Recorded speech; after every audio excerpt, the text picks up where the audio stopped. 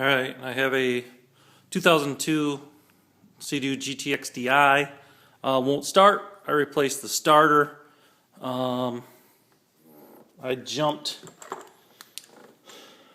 if you can see down there, I jumped to the starter relay, the solenoid, and it still won't start. And this is what it does.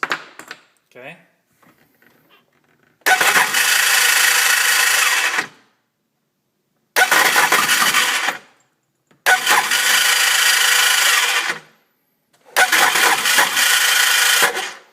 It tries to start, and once in a while it will actually start up. Just enough juice to get it going, but for some reason it doesn't start right up. That's that sound. So any help, any ideas would be greatly appreciated. Thanks.